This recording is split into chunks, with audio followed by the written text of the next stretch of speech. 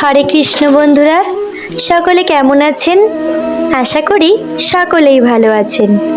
আরেকটি নতুন ভিডিওতে সকলকে স্বাগত জানাই।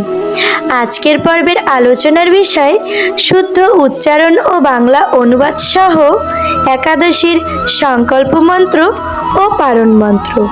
যে কোনো মন্ত্রই বাংলা অনুবাদ সহ পাঠ করা উচিত।